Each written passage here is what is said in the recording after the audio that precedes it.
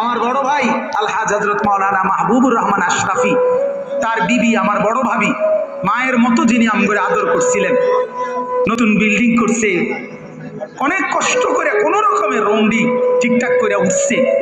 এরপরে আপনার বুধবার দিন নতুন ঘরের বাজার করছে, চাল ডাল তেল সব কিনা, চালগুলো সব ড্রামের মধ্যে পড়ছে, তরকারি ফ্রিজে কুইটা রাখছে। বৃহস্পতিবার দিন স্ট্রোক করছে, শুক্রবার দিন জুমার নামাজের সময় কবরে চলে গেছে।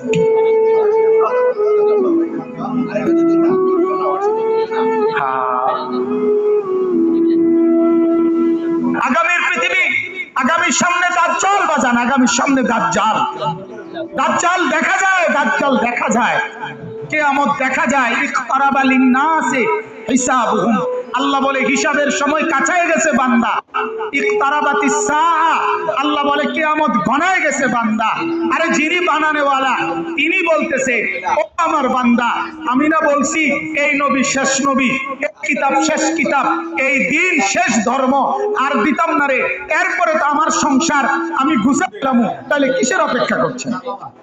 আল্লাহ যখন বলবে এই জাহান্নামী, আর কোনো কথা বলতে পারবি না, সাথে সাথে জাহান্নামের আযাবে, জাহান্নামীর গলার আওয়াজ, কথার শব্দ বন্ধ হয়ে যাবে। এরপরে আর কোনো শব্দ জাহান্নামী উচ্চারণ করতে পারবে না। আরো জঘন্য কথা আছে, তাফসীরে মারিফুল কোরআন লিখছে, এরপরে জাহান্নামী কুত্তার মতো ঘেউ ঘেউ করবে, কুকুরের মতো।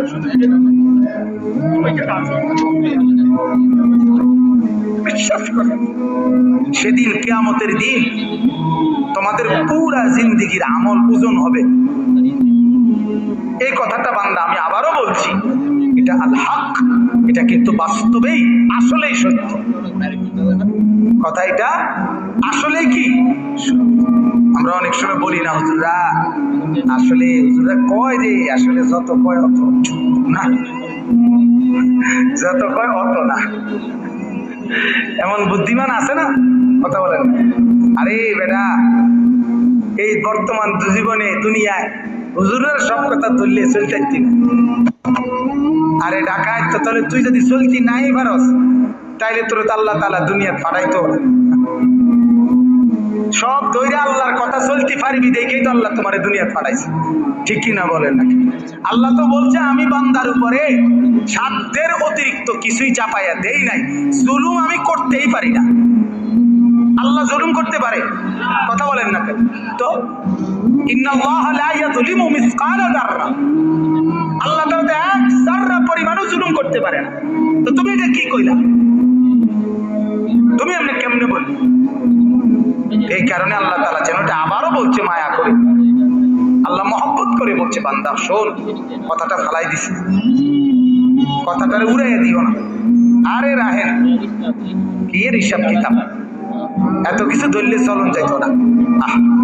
এত কিছু না ধইরা তুমি যে চলাটা চলো রে, পুরা ধরলেও তো মাইসে এই চলাটাই চলো, কথা বোঝেন নাই? আল্লাহকে পুরা বাদ দিয়া, নামাজ রোজা বাদ দিয়া যা কামাই করো, শেষ পর্যন্ত ভাত যে দূর খাও, যে বেড়া আল্লাহকে রাজি করে সেজদা করে ভাত খায়, ওই বেড়াও এন্দুরে খায়, মানে পেট বরণ পর্যন্ত, কথা বোঝেন নাই? আপনি পেট বরণ পর্যন্ত খানা খায়। আর পেট ভরাইলে এমন একটা সুন্দর সিস্টেম আল্লাহ তাআলা বানাইছে, যে ডাল দিয়ে খানা শুরু করলো, কিছুক্ষণের মধ্যে পেটে জানাইয়া দেয় আল্লাহ একদম না ভরে গেছে। গোস্ত দিয়ে খাইতে বইলো, বেটা কিছুক্ষণ পরেই জানাইয়া দেয় দোস্ত আর লাগবে না, হাত দিয়ে দাও। আবু তালেবকে কি পরিমাণ চেষ্টা করছে বলেন, শেষ মুহূর্ত পর্যন্ত চোখের পানি ফেলে বলছে, চাচা চাচা কালেমা পড়েন চাচা। 38 বছর, 12 বছর থেকে নবীজির বয়স যখন 50, তখন আবু তালেব ইন্তেকাল করছে। 12 বছর বয়সে আব্দুল মুত্তালিব নবীজির দাদা নবীজিকে আবু তালেবের হাতে তুলে দিয়েছে, বলছে আমার এই নাতি মুহাম্মদ, তার বাবা নাই, তোমার হাতে তুলে দিয়ে গেলাম, তুমি মৃত্যু পর্যন্ত তারে আশ্রয় দিও, পাহারা দিও, তার অভিভাবক হিসাবে থাইকো।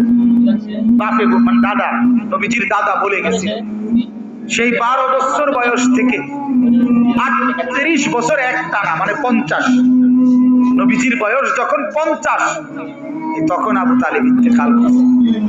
38টা বছর একটানা যে নবীজির পাশে ছিল, আল্লাহ নবী সাল্লাল্লাহু আলাইহি সাল্লামের কি পরিমাণ খেদমত করছে, সেবা করছে, আশ্রয় দিছে, অভিভাবক হিসাবে পাহারাদারি দিছে, নজরদারি রাখছে। মক্কার কুরাইশরা চূড়ান্তভাবে রাসূলুল্লাহ সাল্লাল্লাহু আলাইহি সাল্লামকে চূড়ান্তভাবে কোনোদিন হত্যা করার সিদ্ধান্ত আবু তালেব থাকাকালীন নিতে পারে নাই। শুধু আবু তালেবের প্রভাব প্রতিপত্তির কারণে, আবু তালেব বড় নেতা ছিল এই কারণে। কিন্তু রাসূলুল্লাহ সাল্লাল্লাহু আলাইহি সাল্লাম সেই চাচার বিনিময়ে এই পরিমাণ চেষ্টা করছে যে, চাচা আজ এতটা বছর আপনি আমার পাশে, আপনি কালেমাটা পড়েন চাচা। আবু তালেব বলছে, না ভাতিজা, বংশের মুখে চুন কালি মাখতে পারবো, বংশের কাছে বেইজ্জতি হব, সমাজের কাছে ঘৃণিত হয়ে যাব, আমার নেতৃত্ব থাকবে না, মৃত্যুর পরেও আমি স্মরণীয় নেতা হতে চাই, মৃত্যুর পরে, অর্থাৎ কুরাইশের নেতাই থাকতে চাই। নাউজুবিল্লাহ।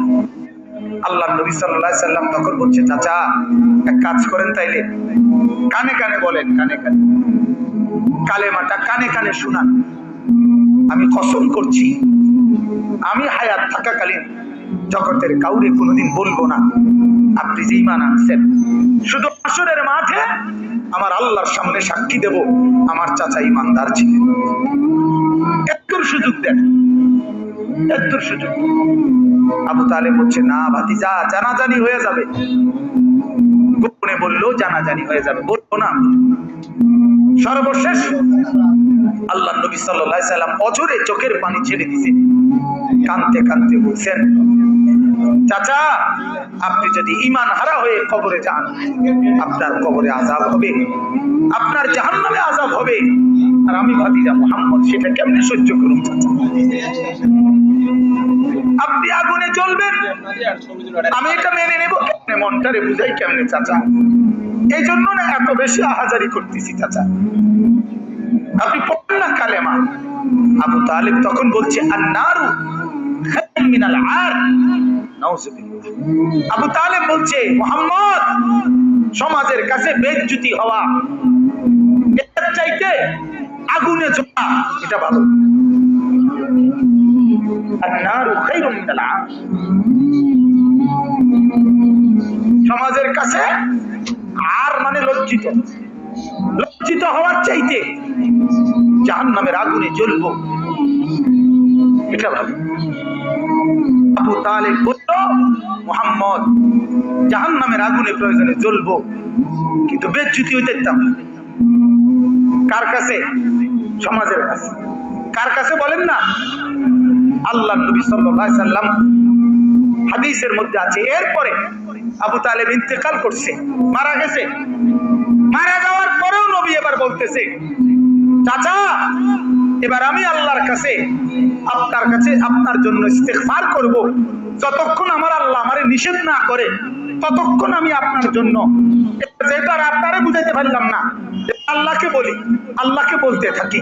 এবার আল্লাহ নবী চাচার জন্য মাফ চাইতে শুরু করছে। ঠিক তখন ওই নূহ আলাইহিস সালামের মতো আল্লাহ তাআলা আমাদের নবীকেও নিষেধ করছে, মা কানা লিন-নাবিয়্যি ওয়াল্লাযীনা আমানু আন ইস্তাগফিরু লিল মুশরিকিন ওয়ালাউ কানু উলি কুরবা বা'দা ইয তাবায়্যানা লাহুম আন্নাহুম মিন আসহাবিল জাহিম।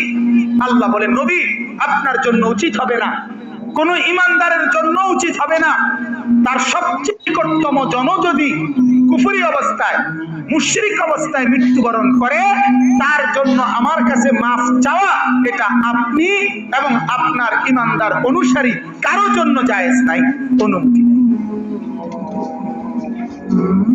এরপরে নবী থামছে। আমার বলার উদ্দেশ্য হলো ফিকির, বুঝছেন? আমার কথা হলো যে দরদটা কি পরিমাণ ছিল। কথা বলছে আল্লাহ থামানো পর্যন্ত উনি শুধু বলতেই থাকছে, বলতেই থাকছে। হাদিসের মধ্যে আছে, বাপ আল্লাহর নবী বলছে, যখনই জমিনে কোনো বান্দা নাফরমানি করে, তখন ওই জমিনের ওই বান্দার পায়ের নিচের মাটিটা জমিনটা আল্লাহর কাছে আবেদন করে, আল্লাহ আল্লাহ আমার একটু সুযোগ দাও, আমি একটা শুধু করে দেবো, আমার নিচের মাটিটা উপরে উঠাবো, উপরের মাটি নিচে নামাবো, শুধু ওই লোকটা যেরকম বিছনায় এপাশ ওপাশ করে আমি আমার জমিনটাকে একটু এপাশ ওপাশ করবো, আমার নিচের মাটি তুলবো, উপরের মাটি নিচে নামাবো, আল্লাহ এরে নিয়া আমি শুধু একটা উল্টানি দিতে চাই, তুমি আমার অনুমতি দাও। রব্বুল আলামিন তখন বলে ওই জমিনকে, না তুই এমন করিস না, ও যে আমার বান্দা, ওরে না আমি বানাইছি, ওরে আমি বানাইছি, এই জমিন আমি কায়নাত আমার হুকুম দিয়ে বানাইছি, আর পরে আমি হাত দিয়ে বানাইছি, আমার হাতে বানাইছি, আর নাক আমি লাগাইছি, আর চোখ আমি লাগিয়েছি, আর কান আমি লাগিয়েছি, আর হাত আমি লাগাইছি। আরে আমি সেই মাওলা যে মাওলা কুন বললে ফায়াকুন, যে মাওলা ভ বললে হয়ে যায়। আরে বানাইতে এভাবে করি নাই, 9 মাস পরে আর মায়ের পেটে রাইখা আমি নিজের হাতে ড্রয়িং করছি, নিজের হাতে একবার নাক লাগাই 100 বার দেখছি, ঠিক মতো হয়েছিনি, একবার চোখ লাগাইয়া কুঠিবার দেখছি, ঠিক মতো হয়েছিনি।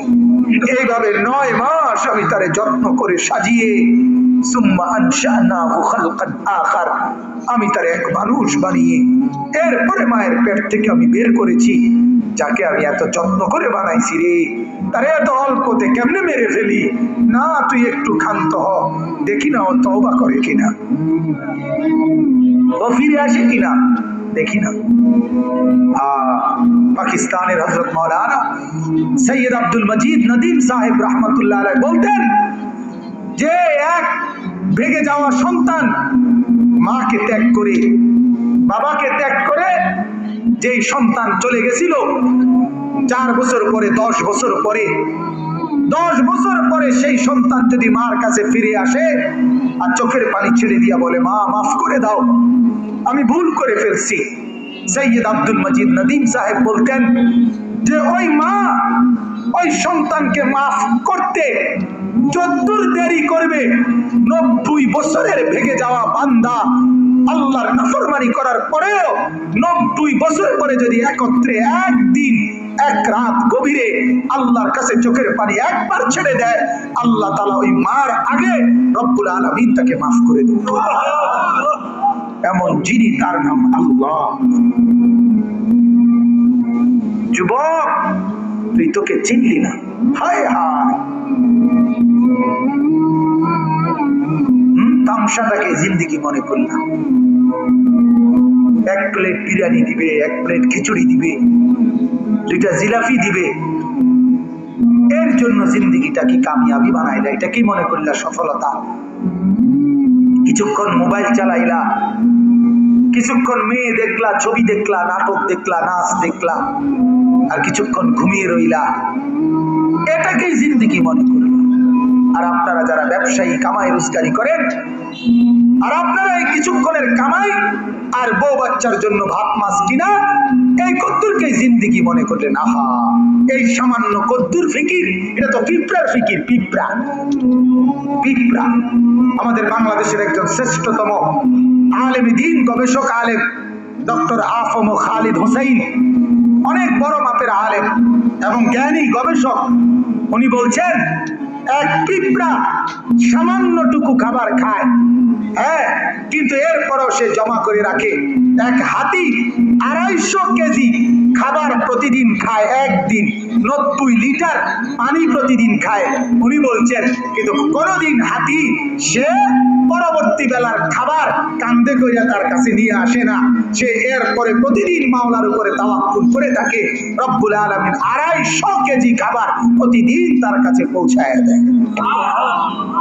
হযরত বলেন এক সাগরের তিমি 1 লোকমায় যেই খাবার খায়, 1 লোকমা 200 শক্ত সামর্থ্য জোয়ান যুবক গোস্ত ভাত খাইয়া একবারে যা খাবে, এই সাগরের তিমি 1 লোকমায় তার চাইতে বেশি খাবার খায়।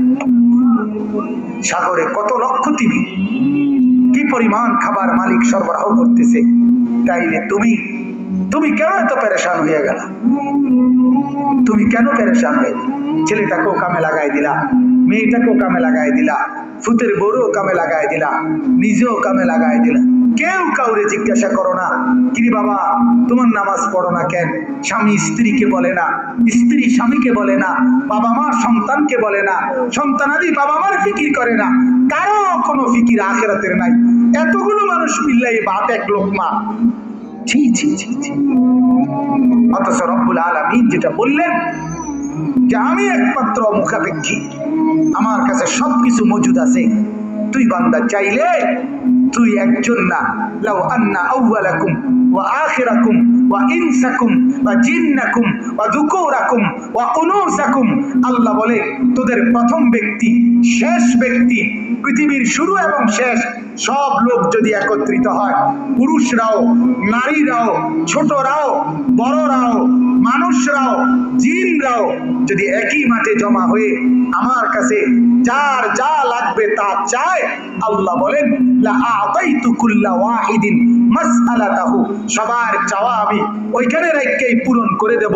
মা নাফিদাত মিন খাজাইনি শাইউন, আমার ভান্ডার থেকে এক ফোঁটাও কমবে না। এমন যিনি তিনি আল্লাহ। তাকে ছেড়ে কোথায় দৌড়াচ্ছেন? আল্লাহকে ছেড়ে কোথায় যাচ্ছেন? আল্লাহকে ছেড়ে কোথায় গেলেন? যুবক আল্লাহকে ছেড়ে কোথায় গেলেন? নামাজ না পড়ে নর্তকী দেখে লাভ কি হয়েছে পর্যন্ত বলো না একবার। ওই মাদেরকে বলো না, মা এই পর্যন্ত বেপর্দা হয়ে যত মহিলা পুরুষকে দেখাইলা, মা কে তোমারে কয় টাকা চাঁদা দিছে এই পর্যন্ত? 2টা পয়সা তোমারে কোনোদিন দিছি? চাইয়া না গেল যা, কথা বোঝেন নাই? তোমার তো দেখে গেল, কিন্তু দ্বিতীয় পয়সা তো দিল না। কি পাইলা? পাইলা নাকি দুনিয়া? অবুঝ মানুষ বুঝতে চায় না, অবুঝ সন্তান বুঝতে চায় না। তার সমস্ত দুশ্মনী নামাজের লোক, তার সমস্ত দুশ্মনী আল্লাহর সাথে। সে তার একটা বন্ধু, সামান্য একটা বন্ধু, তার এই সামান্য পরিচয়, তারও মন রক্ষা করতে সে রাজি, কিন্তু সে তার মালিকের মন রক্ষা করতে রাজি। হায় হায় হায়, কি শক্ত পাষাণ! আল্লাহ আমাদেরকে বুঝতে হবে। আল্লাহ আমাদেরকে, মহিউদ্দিন ভাই অগরে খাওয়াইলাম না, ওই যে যারা শিক্ষার্থী আছে, ওই যে পিছনে যারা নিচে নিচে, ওরা ডাক দিয়া বলে, ভাই তোমরা খানা লেগে যারা ঘুরতে আছো খাওয়াই এলাম এখন যান কর। ওরা এই শিক্ষার্থী আছে, এটাই আমাদের দেশের নিয়ম। আমরা গ্রামে একটা আপনার মানুষের বাড়ির থেকে খুঁজতো, তো তার লগে একটা ছোট ফোলা আছিল, ওই বাড়িওয়ালারা দেরি করলে হেঁটে হেঁটে পুতরে খোঁজা দিত, দিলে হেঁটে শিক্ষার দিয়ে হতো। তো আবার হেঁটেই কইতো এক বেকুবের মতো শিক্ষার, তার আইয়ের শাস্তি হতো। কথা বুঝেন না?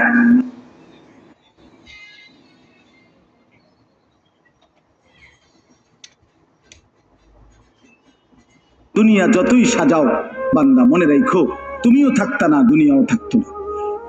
তুমিও যেমন মৃত্যু হবে, এই কায়নাতেরও মৃত্যু হবে। এই দুনিয়ার প্রত্যেক মানুষের মৃত্যু হলে সেটারে মৌত বলে, আর একদিন গোটা সৃষ্টি জগতের মৃত্যু হবে, সেটারে কিয়ামত বলে। সেটারে কিয়ামত বলে। কেউ থাকবে না, আল্লাহ কথাটা বারবার মনে করাইছে। তোমার যেমন মৃত্যু হবে, সৃষ্টি জগতেরও মৃত্যু হবে। ইজা সামাউন ফাতারাত ওয়া ইদাল কাওয়াকিবু ইনতাসারাত, আল্লাহ বলেন ইজা শামসু কুফিরাত। আল্লাহ তাআলা এভাবে বারবার বলছেন ইজা সামাউন শাক্কাত, আসমান ভেঙে যাবে, চূর্ণ বিচূর্ণ হয়ে যাবে, তারকারাজি খসে খসে পড়বে, সূর্য চন্দ্র আলোহীন হয়ে পড়বে। আল্লাহ তাআলা বলেন ইদা রাজ্জাতিল আরদু রাজ্জা, জমিন পাউডারের মতো রেজা রেজা পাউডার হয়ে যাবে। আল্লাহ তাআলা বলছে পাহাড়গুলো তুলার মতো ধুলির মতো উঠতে থাকবে। আল্লাহ বলছে বান্দা একদিন আমি গোটা কায়নাত আমি শেষ করে দেব, আমার সংসার আমি গুছায় ফেলবো, আমার এই কায়নাত আমি আল্লাহ তাআলা ইসরাফিলের সিঙ্গার ফু দিলে আমি আল্লাহ তাআলা গুটিয়ে ফেলবো। এই কথাটাই আপনাদের সামনে এখানে আমি শুনাইতে চাই, এই অল্প একটু শুনে। আল্লাহ তাআলা এখানে এই কথাটাই তুলে ধরছেন কোরআনের বহু সূরায়, যে বান্দা এই সৃষ্টি জগৎ একদিন থাকবে না, কিয়ামত হবে, একদিন ইসরাফিল ফু দিবে। ইসরাফিল যেদিন ফু দিবে, কোরআনে এই বর্ণনাটা দুই ভাবে আছে। একটা হলো ইসরাফিল প্রথমবার ফুঁ দিবে, আরেকটা হলো ইসরাফিল দ্বিতীয়বার ফুঁ দিবে। ইসরাফিল মোট দুইবার ফুঁ দিবে। প্রথমবার ফুঁ দিলে জমিনের মধ্যে ভূমিকম্প শুরু হবে। আল্লাহ বলেন এই ভূমিকম্পটা গোটা পৃথিবী একসাথে, আমার সৃষ্টি পুরাটা একসাথে নড়বে। ইন্না জালজালাতাস সাআতি শাইউন আযীম। আল্লাহ বলেন বান্দা, দুনিয়ায় বহু ভূমিকম্প তুমি দেখছো, তবে মনে রেখো কিয়ামতের ভূমিকম্প, ইসরাফিল ফুঁ দিলে প্রথম যে ভূমিকম্প হবে, কিয়ামত সংঘটিত হওয়ার জন্য, গোটা সৃষ্টিটা ভেঙে চুরে যাওয়ার জন্য, সেটা হবে বড়ই ভয়ানক। সেটা বড়ই ভয়ানক। ইয়াউমা তারাউনাহা তাযহালু কুল্লু মুরদিআতিন আম্মা আরদাআত। কোরআন শরীফে আছে এই প্রথম ভূমিকম্প যখন শুরু হবে জমিনে, ইসরাফিলের ফুঁ শুরু হবে, সব কিছু যখন ভাঙতে শুরু করবে, আল্লাহ তাআলা বলেন যে মা তার দুধের বাচ্চা কোলে দুধ খাওয়াচ্ছিল, ওই মা সন্তানকে ছুঁড়ে ফেলে দিয়ে পাগলের মতো ছুটতে থাকবে। ওয়াতাদাউ কুল্লু যাতি হামলিন হামলাহা। যে মায়ের পেটের বাচ্চা 10 মাস পূর্ণ হয়ে গেছে, এই আর ঘন্টা 2-4 ঘন্টা পরে বাচ্চাটা প্রসব হবে।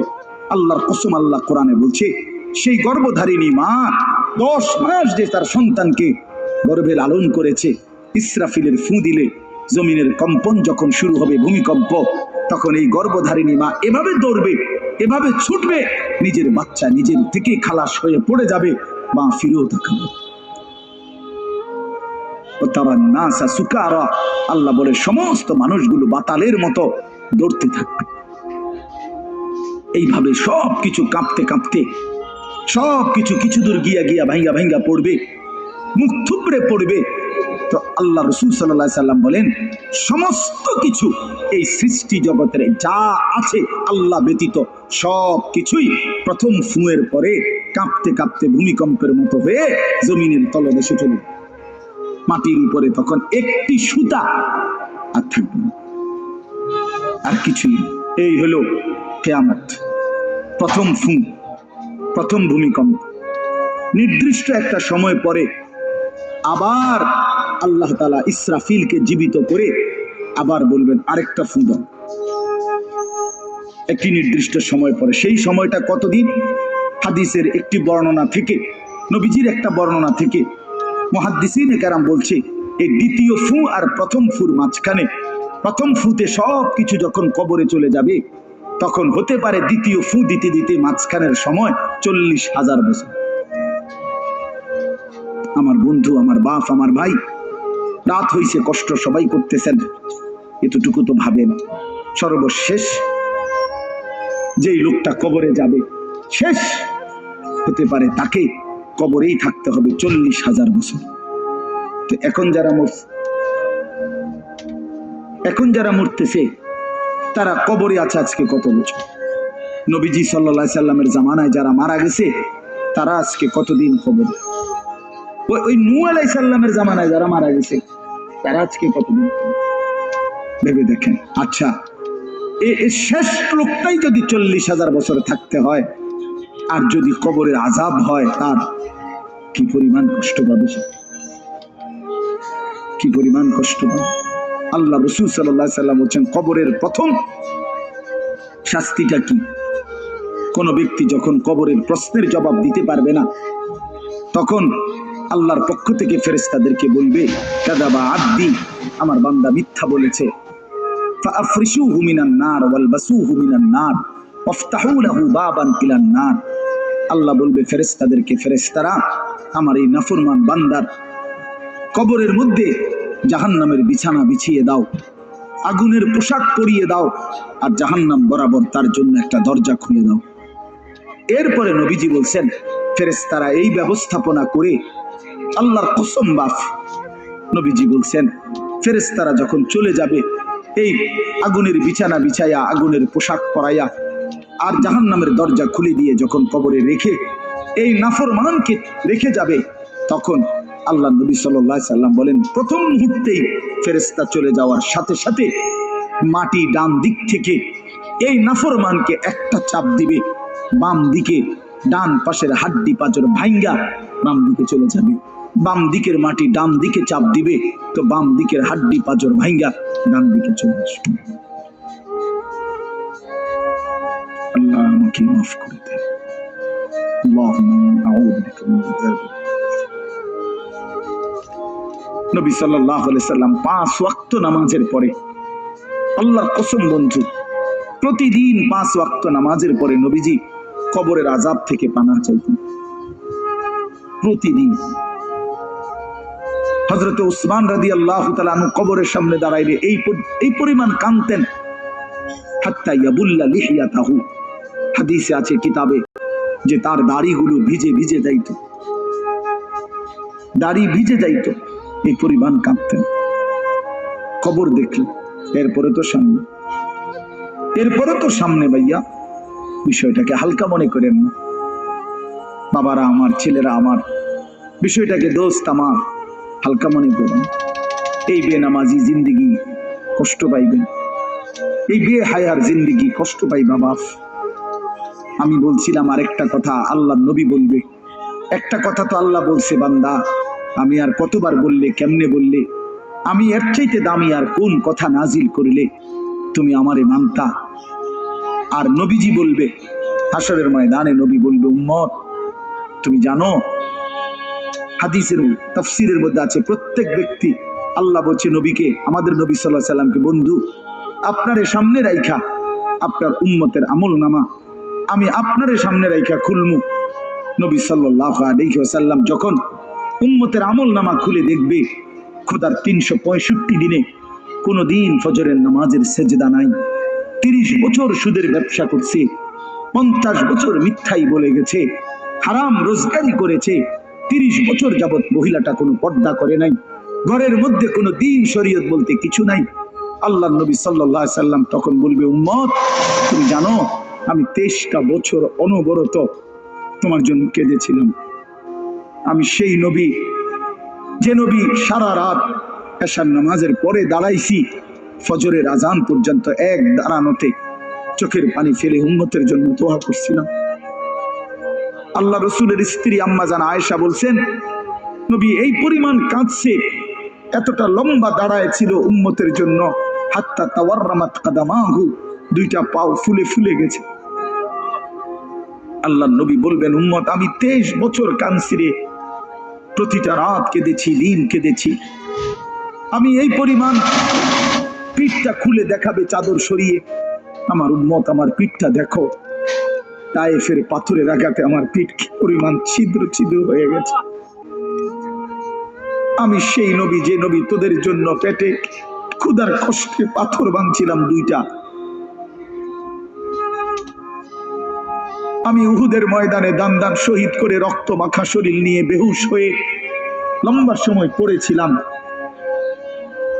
আমার ঘরের চুলায় 3 মাস, হাদিসে আছে আম্মা জান আয়েশা বলছেন নবীজির ঘরে আমরা 9 জন বিবি, উনি বলছে আল্লাহর কসম 3 মাস, কোনদিন টানা 3 মাসে কোনদিন আমাদের ঘরের চুলায় 9 জন বিবির ঘরে কারো ঘরের চুলায় কোনদিন আগুন জ্বলে না। 3 মাস খেজুর আর পানি দিয়ে আমরা জিন্দেগি কাটাইছি।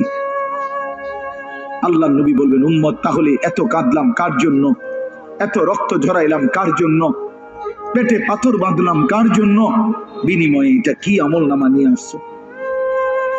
ছেলেরা বলো ভাই, একটা ছেলে বলো রাসূলুল্লাহ সাল্লাল্লাহু আলাইহি ওয়াসাল্লামের সুপারিশটা একটা মামুলি ব্যাপার? রাসূলুল্লাহ সাল্লাল্লাহু আলাইহি ওয়াসাল্লাম বলবে উম্মত এটা কি আনলাম? আমি এই আমল নামা নিয়া আমার মতো এত বড় শ্রেষ্ঠ রাসূলের উম্মত তুমি, আমি মালিকের সামনে দাঁড়ামো কেমনে, এটা দেখামো কেমনে? আরে চেয়ারম্যান ভাই আপনি কেমনে দেখাইবেন? আপনার অনুসারী যদি, আপনার অঞ্চলের একজন মানুষের যদি পুরাটা পৃষ্ঠার মধ্যে 110টা মামলা থাকে, আপনি তার জন্য কেমনে?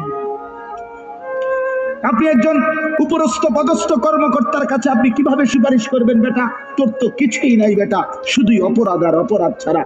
তো এই বেচারা লজ্জিত হবে কিনা বলেন না? তো নবী সাল্লাল্লাহু আলাইহি সাল্লাম বলবেন উম্মত তুই আমার মতো শ্রেষ্ঠতম রাসূলের মাথাটা তো ছোট করে ফেললি, তুই তো আমার উম্মত, তুই এটা কি আনলি? আমি কেমনে দেখাবো এটা আমার মালিকের সামনে যে রব্বুল আলামিন এটা আমার উম্মতের আমল নামা?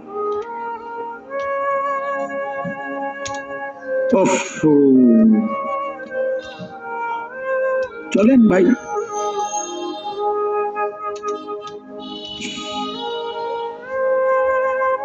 জন্য দোস্ত আমার, বন্ধু আমার, আমি দিবানিশি এই চিৎকার চেঁচামেচি করি,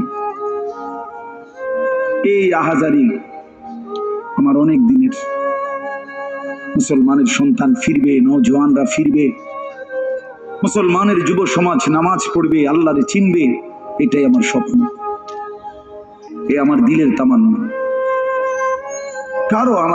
কারো প্রতি আলহামদুলিল্লাহ এখন আর দিলে শত্রুতা রাখি না, কারো বিরোধিতা, কারো প্রতি হিংসা করার কোনো সময়ও নাই, বিশ্বাস করেন, একদম সময়ই তো না। আমি জুমার নামাজ পড়াইছি ঢাকা মোহাম্মদপুর আদাব, আমার জুমা, ওইখান থেকে আমি জুমার পরে রওনা দিয়া মাগরিবের পরে রোয়াচালা বয়ান করছি, এশার একটু পরে ওই মুসাগারা বয়ান করছি, এরপরে এখানে এসে বয়ান করছি, শুধু অজু করছি, শুধু সময় বাঁচানোর জন্য মসজিদের খানাটা খাই নাই, হোটেলে, পথের একটা হোটেলে মদনপুর পার হয়ে আইসা অল্প কটা ভাত খাইছি।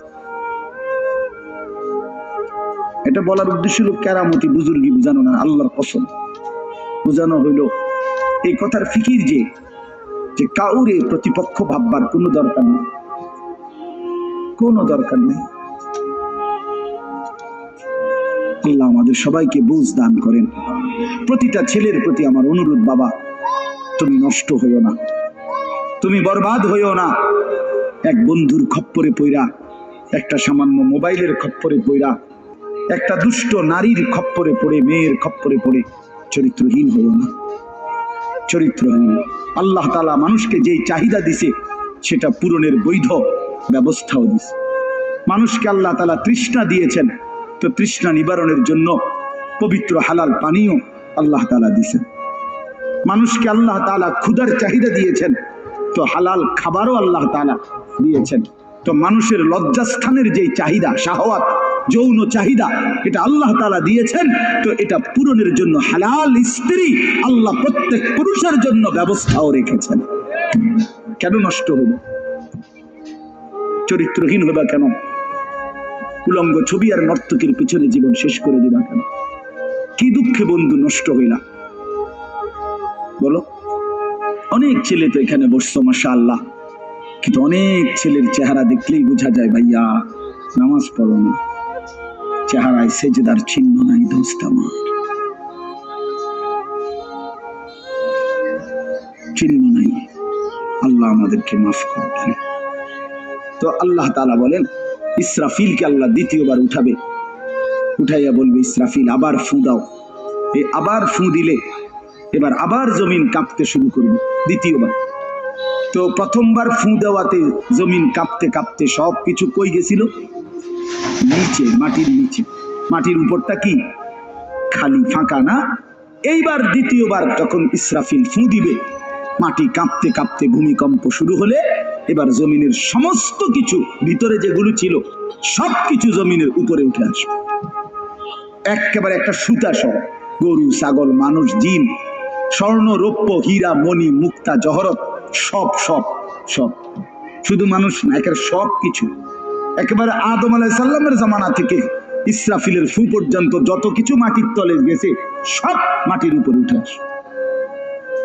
ইদা জুলজিলাতিল আরদু জিলজালাহা, আল্লাহ তাআলা বলেন এই দ্বিতীয়বারের ভূমিকম্প জমিনে যখন হবে, ওয়া আখরাজাতিল আরদু আসকালাহা, জমিন তার তলদেশ থেকে তার ভেতরে যা কিছু বোঝা জমিনের মধ্যে ছিল সব কিছু সে জমিনের উপরে তুলে দিবে।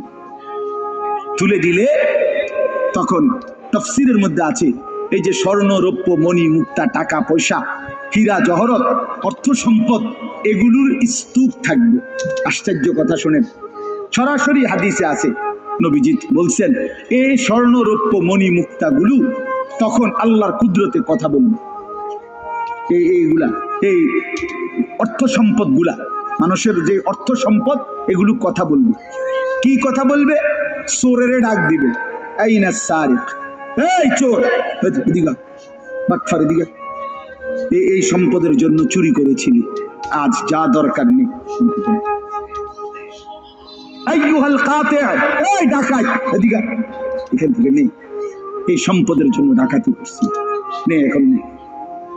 সরাসরি হাদিস আছে, রাসূলুল্লাহ সাল্লাল্লাহু আলাইহি ওয়াসাল্লাম বলছে, এই অর্থ সম্পদ ডাক দিয়া বলবে, হে আত্মীয়তার সম্পর্ক ছিন্নকারী বেঈমান, এদিকে এই সম্পত্তির জন্য আপন ভাইকে বঞ্চিত করছিলি, আপন চাচাকে বঞ্চিত করছিলি, আপন ভাতিজারে বঞ্চিত করছিলি, এর জন্যই আত্মীয়তার সম্পর্ক ছিন্ন করেছিলি, এখন নে যা লাগবে নে, হারাম কর এখন নে, সুদখোর কত টাকা দরকার তোর এখন নে। আল্লাহর কসম, মানুষ পাগল হয়ে যাবে, অবাক হয়ে যাবে। আর এটা কি? এই এরপরের আয়াত, ওয়াকালাল ইনসানু মা লাহা, লোকেরা বলবে এটা কি, আরে এটা কি কারবার, এগুলো কথা কয় কেমনে, এগুলো কয় কি, এগুলা মানুষ সব অবাক হয়ে যাবে, বলবে একে অপরে, মা লাহা, জমিনের কি হলো, এগুলোর কি হলো, এগুলো কথা বলছে কেন, এগুলো কি বলতেছে এগুলো? অর্থাৎ কেউ তো কিছুই নিবে না, নিবে কিছু, কথা বলেন না কেন, কারো কোনো। তো এবার আল্লাহ বলেন, ইয়াউমা ইদিন তুহাদ্দিসু আখবারাহা, আল্লাহ বলে, বান্দা অর্থ সম্পদ গুলো কথা বলছে দেখে অবাক হইলা, এখনো না দেখবা আসল খেলা, এখনো না দেখবা মেন খেলাটা, যে এখন দেখবা তোমার পায়ের নিচের জমিন, তোমার পুরা জিন্দেগির ভালো মন্দ সমস্ত কিছু তোমার সামনে আমি আল্লাহর সামনে বলে দিব। এখন শুনো, এই জমিন তোমার ভালো মন্দ কথা বলবে, ইয়াউমা ইদিন তুহাদ্দিসু আখবারাহা, তোমার প্রতিটা মিনিট সেকেন্ড একাকী প্রকাশ্য, ঘরে বাহিরে, লোকালয়ে, আলোতে, অন্ধকারে, রাত গভীরে, দিনের আলোতে, তুমি যা ভালো করেছো তাও বলবে, তুমি যা মন্দ করেছো তাও বলবে। রাত গভীরে তাহাজ্জুদের নামাজ পড়ছিলা, এই জমিন এখন বলবে, রাত গভীরে জিনা ব্যভিচার আর মদের আড্ডা, জুয়ার আড্ডায়, নারীর আড্ডায় পড়েছিলা, এটাও এখন বলবে। শুনবে, এখন শুনবে। তখন লোকেরা বলবে, হায় জমিন কেমনে কথা বলে, সম্পদ কেমনে কথা বলে। তো আল্লাহ বলেন, বিআন্না রাব্বাকা আওহা লাহা, এই জন্য বলে যেহেতু আল্লাহ তাআলা আদেশ করেছে, আল্লাহ আদেশ করলে তার গোটা সৃষ্টি কথা বলে। তাহলে মূলত জিহ্বায় কথা বলে না, আল্লাহ আদেশ করলে গোশতের এই টুকরাটা কথা বলে। মানে যেই লোক, আপনারা কোনো বোবা দেখছেন, কথা বলেন না, বোবা মানুষ দেখছেন কখনো? তো বোবা মানুষের তো জিহ্বা নাই, ঠিক না? আছে না? আছে কিনা বলেন না? তো এই কথা কয় না, কথা বলে না কা, কেন মানে কথা বলে না কেন, মানে জিহ্বা তো আছে কিন্তু কথা বলে না। বুঝা গেল কি? আল্লাহর হুকুম হলে কথা বলে। যে কানে শুনে না, তার এখান দিয়ে এরকম কান নাই, তো হে শুনে না কেন? তাহলে কানে দিয়ে শুনে না, আল্লাহর হুকুম হইলে শুনে। যে অন্ধ, সে তার কি এরকম চোখ নাই, তো হে দেখে না কেন?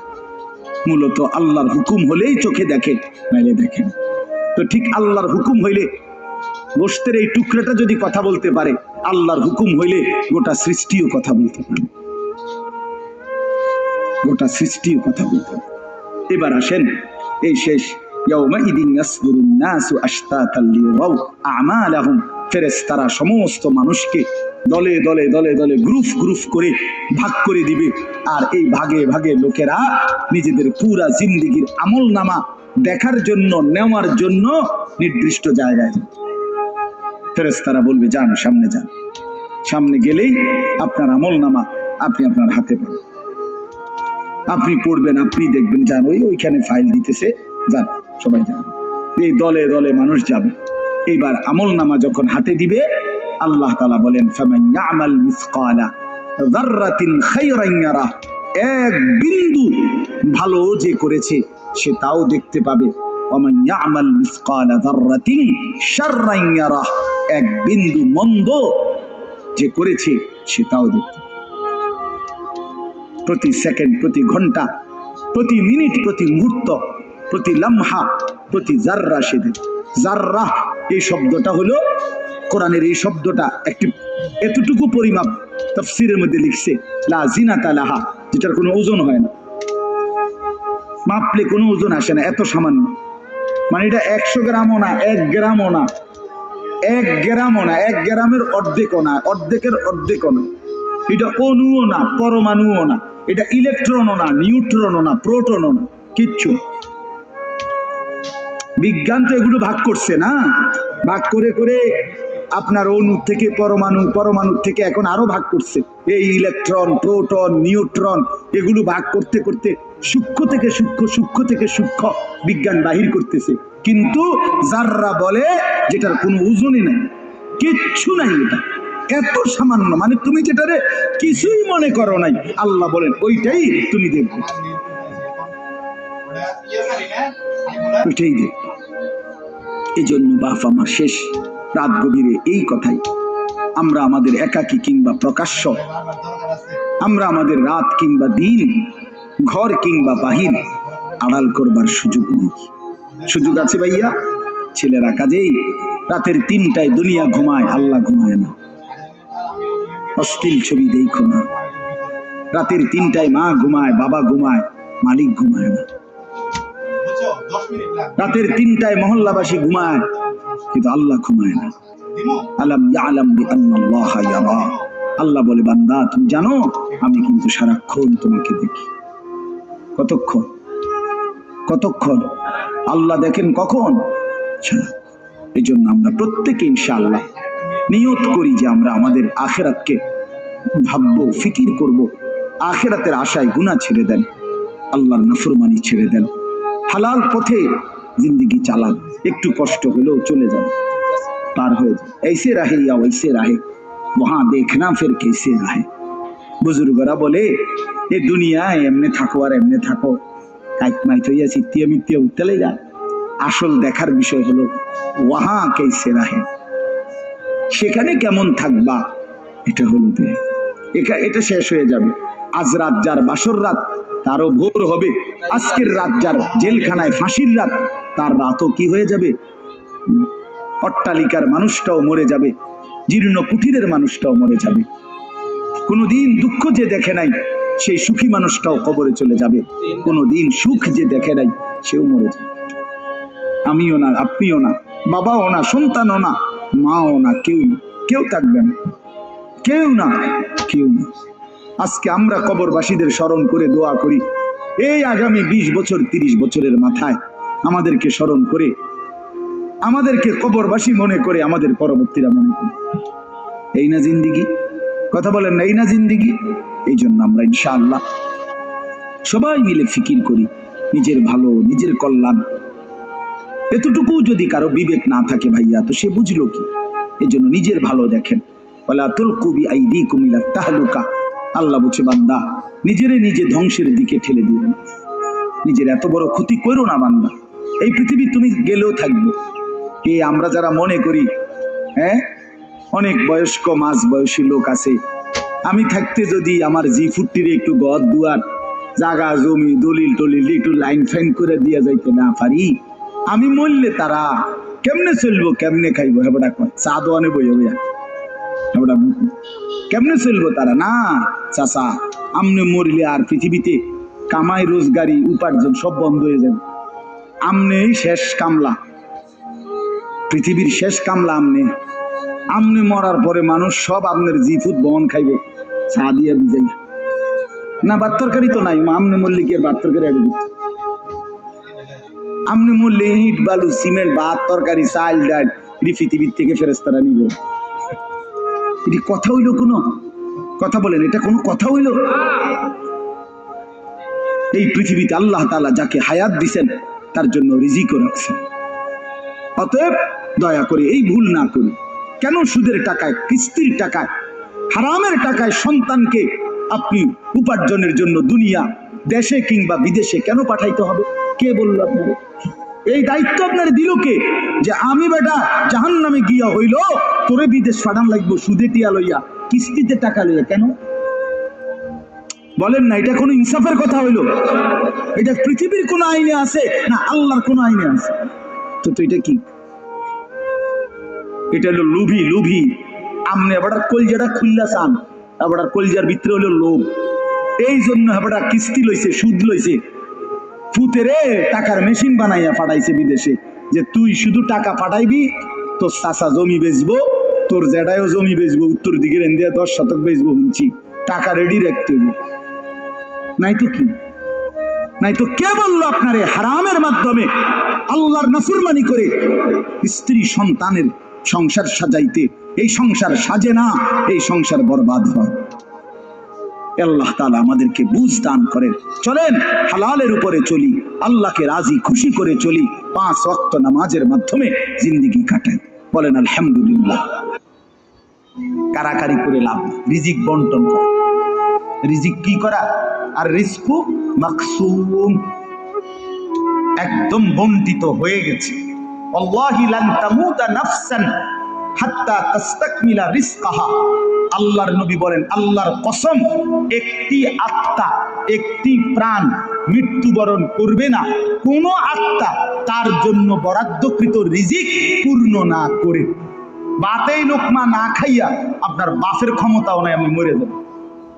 আর যেটা নাই সেটা আপনি খাইতে পারবেন। আমি খাইতে বসি ভাত, আমার প্লেটে ভাত নিয়া আমার বাচ্চা বাহিরে খেলে, 2 বছরের মেয়েটা মাঝে মধ্যে দৌড় দিয়ে আসে, আইসা 1 লোকমা নিয়ে যায়, নিয়ে আবার দৌড় দিয়ে যায়, বাকি ভাত আমি শেষ করছি। তা আমার মালিক যেন বলে, আনিস, ওই মাঝখানের এই লোকমাটা তোর মেয়েরই ছিল, আমি তাকে যথাসময়ই নেওয়ার জন্য পাঠিয়েছি। তুমি যদিও ভাবছিলা পুরা ভাত তোমার, কিন্তু না, মাঝের 1 লোকমা তোমার মেয়ের। হ্যাঁ, রিজিক বন্টিত হয়ে আছে, রিজিক বন্টিত হয়ে আছে। ইন্না রাব্বি ইয়াবসুতুর রিজকা লিমান ইয়াশা ওয়া ইয়াকদির। আল্লাহ বলে, বান্দা, আমি যাকে ইচ্ছা রিজিক বেশি দেই, যাকে ইচ্ছা রিজিক কমিয়ে দেই, এটা আমার ইচ্ছা, আমার ইচ্ছা। বিশ্বাস? এক বিমানে বিদেশ গেছে, একই কোম্পানিতে চাকরি করে, এক রুমে থাকে 16 বছর। আইবার পরে আমার পরিচিত একজনে বাড়ি গাড়ি অনেক কিছু করছে, আরেকজনে 16 বছর পরে আইবার সময় আরেকজনের থেকে ফ্যান হাওলাত করে টিফিন যাইছে। একবার সত্যি নিজে কইছে, কজুর এই ফ্যানটা আরেকজন তেল লই আইছে। এক রুমে থাকছে, এক রুম, এক দেশে। এমন হলো কেন? ফয়সালা কোথায়? আরে ফয়সালা কোথায়? এটা বুঝতেই হবে বাপ, এটা বুঝতেই হবে। দুনিয়া নিয়ে কাড়াকাড়ি না, দুনিয়া নিয়ে কাড়াকাড়ি না, দুনিয়া নিয়ে কাড়াকাড়ি না, দুনিয়ায় সেই যাবে। দাওয়াত ও তাবলীগের বিশ্ববিখ্যাত মুরব্বী ছিলেন, আহা, সোনার মানুষ ছিলেন, আলোকিত মানুষ ছিলেন হযরত মাওলানা উমর পালনপুরি রাহমাতুল্লাহি আলাইহি। উনি বলতেন, বাপ, মসজিদের ছাদে মনে করেন 500 লিটারের একটা পানির ট্যাঙ্কি, আর নিচে 5টা ট্যাপ ওযু করার জন্য দিছে। তো হযরত উদাহরণ দিতেন আর কি, যে 5টা ট্যাপ দিয়ে মানুষ ওযু করে, এখন পানি শেষ, ওযু করতে করতে পানি কি হয়ে গেছে, আর কয় লিটার শেষ হয়েছে। আচ্ছা, এখন মুসল্লি একটু বেশি দেখা মসজিদ কমিটি বললো যে না, কষ্ট হয় 5টা ট্যাপে ওযু করতে, মুসল্লিদের আরো 5টা ট্যাপ লাগা। তো আরো 5টা ট্যাপ লাগাইছে। এখন ট্যাপ হয়েছে কয়টা? এখন মুসল্লিরা ওযু করে 10টা ট্যাপ দিয়া পানি শেষ হয়েছে। এখন পানি শেষ হয়েছে কয় লিটার? ধরো মিয়া, আগে না 5টা থাকতে না 500 লিটার, এখন 1000 লিটার। কি লেগে 1000 লিটার? এই কথাটা বুঝছেন কি না বলে? ওইখানে টাঙ্কি কয় লিটার, এনে ট্যাপ যদি আরো 10টাও বাড়ায়, পানি শেষ হয়েছে কদ্দুর? এই কথা, এটা আপনি যত দাম দেয় বাড়ান, শেষ পর্যন্ত একত্র করলে এই 18টি 318 অথবা কি 9 দুগুণে 18। কথা বুঝছেন? হয়তো 3 খানে 6 করে 18 হয়েছে, আর অথবা 9 9 18 হয়েছে, আর অথবা ডাইরেক্ট 18। তার মানে 18 ঠিক, হয়তো 318 অথবা 9 দুগুণে 18 অথবা ডাইরেক্ট কি, মানে আমনে দামদা বাড়াইয়া লাভ, বাড়াইতে হইব ওই টাঙ্কি আসমানে বাড়াইতে হবে। কোরআনুল কারীমে স্পষ্ট কোরআনের আয়াত আছে, অফিস সামাই রিজকুকুম, এটা ডাইরেক্ট বাংলায় কইছে আল্লাহ। আমার শায়েখ আরিফ বিল্লাহ হাকিমুন নফস আল্লামা মুফতি মুশতাকুন নবী কাসিমি, এই হুজুর মাঝে মাঝে মহব্বতে এই কথাটা বলে। কোনো কথা একদম খুব স্বাভাবিকভাবে যখন আল্লাহ বলছেন, মনে হয় যেন বাংলায় বলছে। আল্লাহ বলে, অফিস সামাই রিজকুকুম, বান্দা, তোমাদের রিজিক আসমানে, আসমানে, আসমান। কোথায় বলেন না? এই খেতে না, গার্মেন্টসে না, মেলে না, ফ্যাক্টরিতে না, এগুলো সব আল্লাহর ফায়সালায়, আসমানি ফায়সালায় এখানে উৎপাদিত হচ্ছে। আল্লাহ আমাদেরকে বুঝ দান করে। আমি আমার এই কথাটাই হৃদয়ের সবটুকু দিয়ে বুঝাইতে চেষ্টা করলাম। শুধু কেবল দুনিয়া নিয়ে কারাকারি করা না, শুধু দুনিয়া নিয়ে ব্যস্ত না জিন্দিগি। বাপ আমার, যুবক ভাই, তোমার কাছে আমার অনুরোধ, মুরব্বী বাবা, আপনাদের কাছে আমার অনুরোধ, কাজে লাগাইলেও এই হায়াত, নষ্ট করে দিল এই হায়াত, বন্ধু গড়লেও এই হায়াত, নষ্ট করলেও এই হায়াত। না আপনি আবার ফিরে আসবেন, না আমি আবার ফিরে আসবো। দোস্ত আমার, হায়াতকে কদর করে, জিন্দিগিকে কদর করে। আর আসবেন না আপনিও, আর আসবো না আমি। এবার আমার এই আয়াতের তর্জমাগুলো শুনেন, তাহলে আমার কথা শেষ। আমি কয়েকটা আয়াত, ছোট্ট ছোট্ট আয়াত, 15টা আয়াত করছি। অল্প সময় আমি কথা শেষ করে দিচ্ছি। মূলত এখানে 29 নাম্বার পারা, কোরআনুল কারীমের 75 নাম্বার সূরা। সূরাটার নাম হলো কিয়ামা, মানে কিয়ামত। কিয়ামত আর কি, এই শব্দটা, এই সূরাটার নাম। কোরআনুল কারীমের মধ্যে পুরা কোরআনে 30 পারা কোরআনে মৌলিক আলোচ্য বিষয় হলো 3টা, মোটা দাগে। এই 3টারই বিস্তারিত আলোচনা, ব্যাখ্যা হলো কোরআন। 3 কথা মূল আলোচনা কোরআন: তাওহীদ, রিসালাত, আখিরাত। কোন তো কি কইছি? এই 3 কথা পুরা কোরআনের বক্তব্য। এই 3 কথা আমাদের প্রিয় নবী সাল্লাল্লাহু আলাইহি সাল্লামের 23 বছরের সমস্ত কথা, জিন্দেগির খোলাসা। বুঝছেন কি? পুরা ইসলামের সারাংশ এই 3টা: তাওহীদ, রিসালাত, আখিরাত। তাওহীদ কি? তাওহীদ হলো লা ইলাহা ইল্লাল্লাহ, এই ঈমান, এই কালেমা। লা ইলাহা ইল্লাল্লাহর যত দাবি, লা ইলাহা ইল্লাল্লাহ এটা আপনার কাছে যা যা দাবি করে, এই সবটা আদায় করা, পালন করা, এটা তাওহীদ। লা ইলাহা ইল্লাল্লাহ এই কথা আপনার কাছে দাবি করে শুধু এই শব্দটা মুখস্থ রাখবেন, আর বাকি যা মন চায় তাই করবেন, এটা না। লা ইলাহা ইল্লাল্লাহ আপনার কাছে দাবি করে যে তাওহীদ মানে একত্ববাদ, এক। আসমানে, সাত আসমানে, সপ্তবক জমিনে, কায়নাতের যেখানে যা তা হচ্ছে শুধু একজনের ইচ্ছায়, তিনি আল্লাহ। আমার মাথার চুল থেকে পায়ের নখ পর্যন্ত, আমার দেহের ভিতর বাহির নিয়ন্ত্রিত হচ্ছে শুধুই একজনের ইচ্ছায়, তিনি আল্লাহ।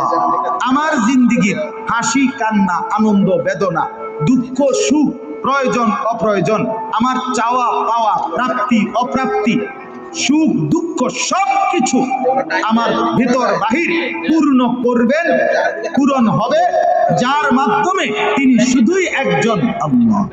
এটাই তো। এই কথা দিলে বসান, এই কথা দিলে বসান। দাওয়াত তাবলীগের সাথীরা এই পৃথিবী ঘুরে ঘুরে সবচেয়ে বেশি আল্লাহর বান্দাদের কলিজার মধ্যে এই কথাটা বসাইতেছে। সকালেও বলে, জোহরের পরে বলে, আসরের পরেও বলে, মাগরিবের পরেও বলে, মাখলুক থেকে কিছু হয় না ভাই, মাখলুক থেকে কিছু হয় না, মাখলুক কিছুই করে না। ডানে বামে উপরে নিচে আমরা যেখানে যা দেখি এগুলো কিছুই করে না, করে যা শুধুই আল্লাহ আল্লাহ আল্লাহ। এই কথা টানা 40 দিন কলিজার মধ্যে বসায়, টানা 120 দিন 4 মাস কলিজার মধ্যে বসায়, লোকটার দিলে বসে যায়, জিন্দেগি সুন্দর হয়েছে। হ্যাঁ, এটা পরীক্ষিত, দেখো পরীক্ষিত, পরীক্ষিত। এই জন্য ওলামায়ে কেরামের তত্ত্বাবধানে, নিজ নিজ অঞ্চলের সংখ্যাগরিষ্ঠ ওলামায়ে কেরামের তত্ত্বাবধানে, মাশওয়ারায়, পরামর্শ নিয়ে দাওয়াত ও তাবলীগের সাথে জুড়ে থাকবেন, বলেন ইনশাআল্লাহ। 2, 3, 4 ফেব্রুয়ারি বিশ্ব ইজতেমা, জানেন? 2, 3, 4 ফেব্রুয়ারি বিশ্ব ইজতেমা। বলেন কত তারিখ? ফেব্রুয়ারি। ফেব্রুয়ারি কর না কেন? 2, 3, 4 ফেব্রুয়ারি। বলেন কত তারিখ? বিশ্ব ইজতেমা। আল্লাহ কবুল করে। আপনারা আমরা সবাই যাবো ইনশাআল্লাহ। তো বলতেছিলাম, এই তাওহীদ লা ইলাহা ইল্লাল্লাহ এটা কলিজার মধ্যে বসান।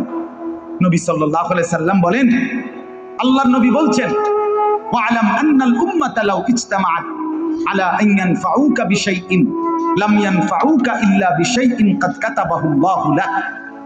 আল্লাহর নবী বলেন, উম্মত শোনো, গোটা পৃথিবী যদি একত্রিত হয়ে সিদ্ধান্ত নেয় তোমার একটি উপকার করবে, কিছুই করতে পারবে না। তোমার কেবল সেই উপকারটাই হবে যেটা আল্লাহ তোমার জন্য তাকদীরে আসমান জমিন সৃষ্টির 50,000 বছর আগে লিখে রেখেছে। ওয়ালা বিজতামাউ আলা আন ইয়াদুররুকা বিশাইইন কাদ কাতাবাহু লাম ইয়াদুররুকা ইল্লা বিশাইইন কাদ কাতাবাহু আল্লাহু আলাইকা। সবাই মিলে যদি এটাও সিদ্ধান্ত নেয় তোমার একটি ক্ষতি করবে, বিপদে ফেলবে, মুসিবতে ফেলবে, আল্লাহর নবী বলেন কোন মুসিবত তোমার আসবে না, আসবে কেবল সেই মুসিবতটাই যেটা আল্লাহ তোমার জন্য তাকদীরে লিখে রেখেছেন। রুফিআতিল আকলাম ওয়া জাফফাতিস সুহুফ। নবীজি বলেন এই কথার পরে তাকদীরে, যেমন এইখানে হিলফুল ফুজুল যুব সংগঠন নাগরাপাড়া ফইটাদি, এরপরে আর লেখা নাই, আসেনি, এরপরে নিচে দিয়ে আর কিছু, এখানে এসে লেখা, এটা কি হয়েছে, শেষ হয়েছে। আল্লাহ তাআলা, রাসূল বলেন তাকদীরের লেখা এই গোটা আল্লাহর সৃষ্টি, আল্লাহ ব্যতীত যত শাই সবকিছুর তাকদীর আছে। বুঝেন নাই কথাটা? আল্লাহ ব্যতীত যত কিছু সবকিছুর কি আছে? এই গাছ মাছ, আকাশ জমিন, হ্যাঁ, এই মশা মাছি পিঁপড়া যা কিছু আছে আল্লাহ সৃষ্টি, নদী সাগর সবকিছুর কি আছে? তাকদীর আছে। এই নদীতে কতদিন জোয়ার আসবে এটা লেখা আছে, কতদিন ভাটা আসবে এটা লেখা আছে। তাকদীর শুধু মানুষের না, তাকদীর মা সেওয়াল্লাহ, আল্লাহকে বাদ দিয়ে যা সবকিছুর তাকদীর আছে। ও পিঁপড়ারও তাকদীর আছে। এবার আমার থেকে বাচ্চা গেছে গায়ে, এবার টিপ দিয়ে মেরেছে, ঠিক কি না বলেন না? হ্যাঁ, মশা আমারে কামড়াইয়া গেছে, আমি পারছি না দৌড়তে, দেবড়া মারি গেছে। এই তাকদীর লেখা আছে, ফয়সালা আছে। তো এই কথার পরে যে মাখলুক তোমার কোনো উপকারও করতে পারবে না, মাখলুক তোমার কোনো ক্ষতিও করতে পারবে না, এই কথা লেখার পর আল্লাহ তাআলা তাকদীর লেখার যেই কলম এটা উঠাইয়া ফেলছে, তাকদীর লেখার যে কালি এগুলো ফেলাই দিয়েছে, মানে এরপরে আর কথা নাই। এই কথার উপরে তাকদীর শেষ হয়েছে যে মাখলুক কিছুই করে না, হাও না নাও না, পক্ষেও না বিপক্ষেও না, যা করে কে করে? আল্লাহ। আল্লাহ আল্লাহ আল্লাহ বলে তো ডাক্তারে চিকিৎসা করলে রুগী ভালো হয়, এই ডাক্তারে চিকিৎসা করলে রুগী মারাও যায়। যে হাসপাতালে রুগী সুস্থ হইয়া বাড়ি যায়, এই হাসপাতাল থেকে রুগী মইরা অ্যাম্বুলেন্সও, ঠিক কিনা বলেন? তাহলে বুঝা গেল মাখলুক কার থেকে? এই সহজ কথা বললাম, তাওহীদ। এটা রিসালাত কি? রিসালাত হলো মুহাম্মাদুর রাসূলুল্লাহ সাল্লাল্লাহু আলাইহি ওয়াসাল্লাম। তার মানে মাথার চুল থেকে পায়ের নখ, জিন্দেগির পুরাটা, এই দেহের সবকিছু, এবং আমার জীবনের একেবারে ঘর থেকে দেশ জাতি রাজনীতি, ঘর পরিবার সমাজ, আচার আচরণ, বাজার ব্যবসা, লেনদেন, হাসি কান্না, আয় উপার্জন, সামাজিকতা, অনুষ্ঠানাদি, পাড়াপড়শি, সমাজের আমার জিন্দেগি, আমি এক মানুষ জীবনে যা করব, ঘরে কিংবা বাইরে, হাটে কিংবা মাঠে, বাজারে কিংবা ব্যবসায়, আয়ে কিংবা লেনদেনে, দেশে কিংবা রাজনীতিতে, সবকিছু একজন রাসূল মুহাম্মদ সাল্লাল্লাহু আলাইহি সাল্লাম উনার দিক নির্দেশনায়, উনার সুন্নাতে, উনার তরিকার উপরে করা, এভাবে জীবনটাকে গঠন করা, এটার নাম রিসালাত। এটার নাম রিসালাত। কোনোভাবেই বা এই কথা বলার কোনো সুযোগ নাই, ইসলামকে কোনো একটা জায়গার মধ্যে সীমাবদ্ধ করার কোনো অনুমতি নাই। এটা ঈমান থাকবে না, ঈমান থাকবে না। সোজা কথা, হুজুর এর দূর পর্যন্ত কইতে পারবেন, এর বেশি যাইবেন না, না, এই কথা বলার সুযোগ নেই। এটা কুফরি, কুফরি। ইসলামকে রাজনীতিতে টাইম আইনেন না, ইসলামকে এলাকার টাইম আইনেন না, ইসলামকে বাজারে টাইম আইনেন না, ইসলামকে হাটে টাইম আইনেন না, ইসলামকে ওইখানে না না। এটা যদি আপনি বিশ্বাস করে করেন, এটা যদি আপনার কলজার থেকে কইয়া থাকেন, আপনার ঈমান নেই। কথা বুঝেন না? সাবধান।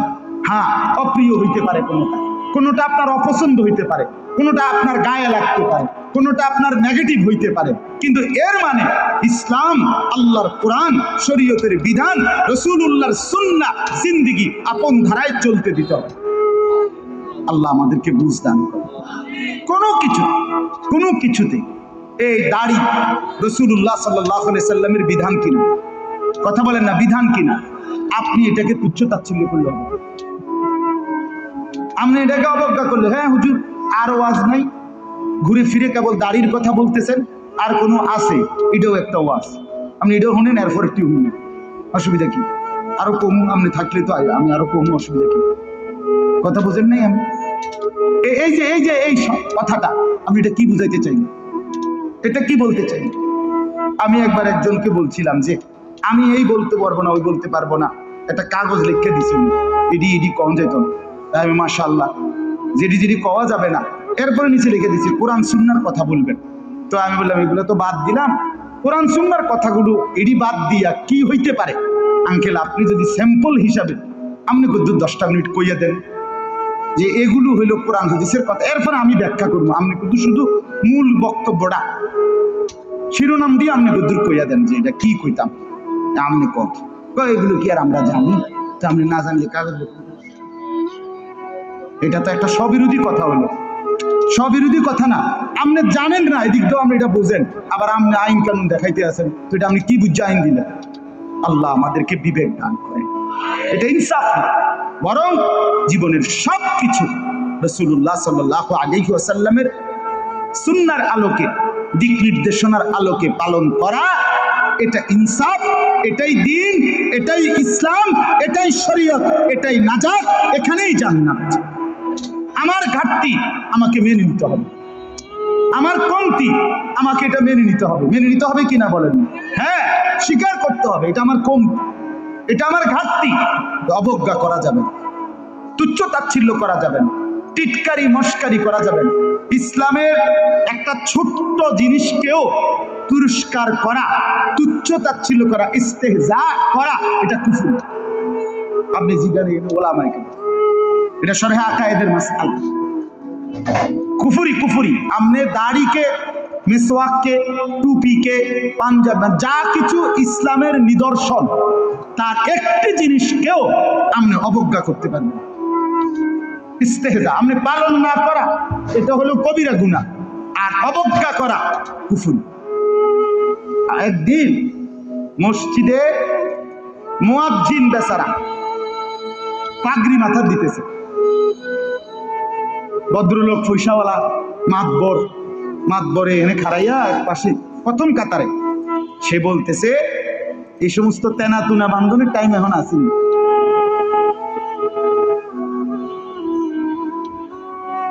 বুঝছেন? প্রথম কাতারে পয়সা ওরা টাইলসের টিয়া দিছে, বুঝেন না কথাটা? মসজিদে টাইলসের টিয়া দিছে, ওরাই তো মসজিদে তো উনি টাইলস না দিলে আমরা নামাজ পড়লাম বলে কেন? বাপরে বাপ, আপনি এটা কি বলবেন? কাকে পুরস্কার? আমার এই দুই চোখে আমি দেখছি, এই চোখে ভদ্রলোক কোটি কোটি টাকার মালিক, প্রাইভেট ব্যাংকের ভাইস চেয়ারম্যান, উনি জানাজা করছেন, জানাজার আগে ইমাম সাহেব, স্থানীয় একজন ইমাম সাহেব কবরের আযাবের দুইটা কথা কইছে, ওই উনি একটু 4-5 মিনিট বলাতে 2-4 জন নেতা বক্তব্য দিতে পারে না, হইতে পারে না যে জানাজার আগে দিয়ে কুদুর কথা বুঝছেন কি? এটা কোনোভাবেই সুন্নাত না, সুন্নাত কোনো তরিকা না, কেমনে চালু হয়ে গেছে। যাই হোক, তো ওই ইমাম সাহেব কবরের আযাবের কথাটা বলাতে হতে পারে 2-4 জন নেতার বক্তব্য দিতে কি হয়েছে, একটু সময় হয়েছে না বা পারছে না দিতে, এই জায়গাটা মানে আরো 2 জন কুদুর কথা কইতো, ওই ভুল উচ্চারণে কইতো, আরে কুদু নাপছিন জায়গাতুল মউত। আপনি এতটি জানাজা পড়েন, আপনি কুদুর এই লাইনটাও ঠিক করতেন না, এই কথাটা কমপক্ষে ঠিক করতেন যে আমি যেহেতু প্রায় জানাজা পড়ন লাগে, হ্যাঁ এটা তো কুদুর ঠিক করিনি, এটাও কইতেন। তো যাই হোক, উনি দায়িকা ইমাম সাহেবকে বলতেছে, আমি নিজে দেখছি, উনি দায়িকা বলতেছে, হুজুর কবরের আযাবের মিথ্যা ভয় দেখিয়ে লোকদেরকে আর কতদিন বোকা বানানো? মুসলমানের বাচ্চা জানাজা পড়ছে, অহংকার করে গেলেন দুনিয়াতে, আর এরপরে মরতেন না, আপনি মরতেন না, আপনি কবরে যাইতেন না শেষ পর্যন্ত না? ফেরেশতা আপনারে দেখবে না কবরে? আল্লাহ আমাদেরকে বুঝান। আমার বাপ, আমি দিল থেকে বলতেছি, অন্তর থেকে, পুরা দিন রাসূলুল্লাহ সাল্লাল্লাহু আলাইহি সাল্লামের সুন্নাতকে, নবীজির কোনো তরিকাকে, কোনো কথাকে আপনি প্রথম ধাক্কায় ফেলে দিবেন না। কথা রুচেন কিনা বলেন? মাথা নোয়ায় ফেলে নত নিজেকে ছোট করেন, এরপরে ভাবেন আমার এই ত্রুটির সমাধান কি করতে পারি। ঠিক কিনা বলেন? আল্লাহর কাছে বলেন, মাওলা আমি যে এই কারণে পারতেছি না, আপনি তৌফিক দেন, আপনি সুযোগ দেন, আপনি ব্যবস্থা করেন। আল্লাহ চাইলে ব্যবস্থা করেন। তাহলে রিসালা 3 নাম্বার হলো আখিরাত। 3 নাম্বার হলো কি? আখিরাত মানে জীবনের সব কিছুকে, আখিরাতকে মাথায় নিয়ে আমাকে মরতে হবে। কবর, হাসর, মিজান, ফুলসিরাত, আমার হিসাব, আমার আমলনামা, ফুলসিরাত পার, জান্নাত কিংবা জাহান্নাম, এইটাকে মাথায় রাখাই আমার হাঁটা চলা, আয় উপার্জন, স্ত্রী সন্তান, সংসার, আমার চলা ফেরা, আচার অনুষ্ঠান, বাজার ব্যবসা, লেনদেন, মানে কোনো কিছু করতে গিয়ে আমার যেন আখিরাত ক্ষতিগ্রস্ত। আল্লাহ বলছে, বান্দা ওই আখিরাতটাই হলো বেঁচে থাকা। দুনিয়া তামাশা। কোরআনের স্পষ্ট আয়াত, ওমা হাদিহিল হায়াতুদ দুনিয়া ইল্লা লাহবুন ওয়া লাইব। আল্লাহ বলছে, বান্দা দুনিয়া আর কিছুই নয়, শুধুই তামাশা, শুধুই খেলাধুলা। অতএব দয়া করে, আমার সময় নাই, আমি আর বাড়াতে পারছি না, কিন্তু এই কথাটাই আপনাদেরকে বুঝাইতে চাই, আমার সব কিছুর মধ্যে আখিরাতকে সাথে নিয়ে, সামনে নিয়ে যদি জীবন চালাই, আল্লাহর কসম দুনিয়ার সব প্রয়োজন পূরণ হবে, আখিরাতের জান্নাতও মিলে যাবে। আপনি ঠকবেন না বাবা। ফজরের নামাজ পড়লে কেউ ঠকে না, 5 ওয়াক্ত নামাজ পড়লে কেউ ঠকে নাই দোস্ত। হারাম উপার্জন করে কেউ লাভবান হয় নাই। গুনাহ কাউরে তৃপ্তি দেয় না, গুনাহ কাউরে, কোনো সুদখোর তৃপ্তিতে নাই, কোনো ঘুষখোর তৃপ্তিতে নাই, কোনো কিস্তিওয়ালা তৃপ্তিতে নাই। 90,000 টাকা ইনকাম করে, 60,000, 70,000 মাসে ন্যূনতম কামাই। আমি নিজে জিগাইছি, কাকু কিস্তি কয়টা? 60টা। কিস্তি চলে 60টা, মাসে ইনকাম 70,000। তাহলে 70,000 টাকা ইনকামের পরে যদি কিস্তি চলে 60টা, আমার মসজিদের ইমাম সাহেবের বেতন 10,000, 8,000, এবার আর কিস্তি চলার কথা কয়টা? কিন্তু ইমাম সাহেবের কোনো কিস্তি নাই। ঠিক কিনা বলেন না? ইমাম সাহেব কিস্তিও নেয় না, এশার নামাজের পরে ফজর পর্যন্ত চুরিও করে না, ডাকাতিও করে না। বেটা মালিকের ঘরে সিজদা করে, আল্লাহর ঘরের গোলামি করে, খোদার 30 দিন 10,000 টাকা দিয়ে বউ বাচ্চা নিয়ে ইজ্জতের সাথে হাসি মুখে ধোয়া সাদা পরিষ্কার পায়জামা পাঞ্জাবি পরে আল্লাহর জিন্দেগি, আল্লাহর দুনিয়ায় জিন্দেগি কাটাইছে। ওনার কিস্তি লাগে। আমার একবার একজনে কইছে, হুজুর রে আল্লাহ ছাড়া, এরকম কইছি, আর একজন কইয়ে উঠছে, আর আমি তো আমাদের কি ইবলিসে চালাই, আমাদের কি শয়তানে চালাই না? কথা বলেন না কেন? তো যে আল্লাহ হুজুর রে 80,000 টাকা চালাইতারে, আমনের চালাইতে 80,000 লাগে, আমনের কিস্তি 4টা লাগে কেন? আমনে মূলত শয়তানের হাতে নিজেকে তুলে দিচ্ছেন। আল্লাহর হাত থেকে ছুটাইয়া নিয়া কার হাতে দিছেন? ইবলিসের হাতে। ইবলিসের হাতে আপনি সুখ পাইতেন না, মনে রাখেন। আমি লিখে দিলাম, সিল মাইরে মামা, সিল আছে, সুন্দর সিল, ওই যে কম্পিউটার সিল যেটা থাক, আমার এডিসি। আপনি সুখ পাইতেন না, আপনি তৃপ্তি পাবেন না। গুনাহ তৃপ্তি দেন। এক সাগর, আটলান্টিক মহাসাগরের সব পানি যদি কোনো নেশাখোর, মদখোর, কোনো গাঞ্জাখোরকে দেওয়া হয়, সব পান করার পরেও তার তৃপ্তি হবে না। কিন্তু 1 গ্লাস পবিত্র পানি পান করে তৃপ্ত হয়ে যায় হালাল। সারা পৃথিবীর 100 কোটি নারী যদি আজকের অসভ্য উলঙ্গ ছবি দেখে, যেই যুবক এরে যদি 100 কোটি নারীও উলঙ্গ করে দেখায়, কসম আল্লাহর, এই জানোয়ারের তৃপ্তি হবে না। কিন্তু একজন পুরুষ 70 বছর 90 বছর একজন হালাল স্ত্রী দিয়া তার জিন্দেগি কাটাইছে। হালাল তৃপ্তি দেয়, হারাম কি দেয় না? আল্লাহ আমাদেরকে বুঝতাম। অতএব আখিরাতকে বাদ না দাও। যুবক বন্ধু তুমিও না, বুড়া বাপ আপনিও না, পর্দার আড়ালের মা বোন আপনারাও না। আল্লাহ আপনাদেরকে তৌফিক দেন, আল্লাহ আপনাদেরকে কবুল করেন। এই আয়াতগুলোতে আল্লাহ আখিরাতের কথা বলছে।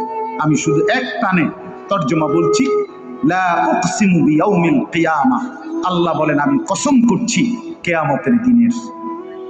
ওয়ালা উকসিমু বিন-নাফসিল লাওয়ামা, সাথে সাথে আমি আল্লাহ কসম করছি ওই অন্তরের, যেই অন্তর মানুষকে গুনাহের কারণে তিরস্কার করে, নেক কাজে উৎসাহিত করে। সুবহান। আয়াহসাবুল ইনসানু আল্লান নাজমা ইযামা, আল্লাহ বলে মানুষ তোমরা কি ভেবেছ, তোমরা কি এই মনে করো আমি আল্লাহ কবর থেকে ছড়িয়ে ছিটিয়ে যাওয়া হাড্ডি গোশত যেগুলো ছিন্ন ভিন্ন হয়ে নিঃশেষ হয়ে গেছে, আমি সেগুলোকে একত্রিত করতে পারবো না? সুবহান। আল্লাহ বলে বালা কাদিরিনা আলা আন নুসাব্বিয়া বানানা। এক মিনিট, এই যে ফিঙ্গার দেয় যে, বুঝেন ফিঙ্গার নেয় না, ফিঙ্গার এই এতটুকু জায়গার মধ্যে 800 কোটি মানুষ যদি ফিঙ্গার দেয়, এই জায়গা একরকম একই সাইজের এই বৃদ্ধাঙ্গুলির এটা, কিন্তু 800 কোটি ফিঙ্গার ভিন্ন ভিন্ন। আচ্ছা এই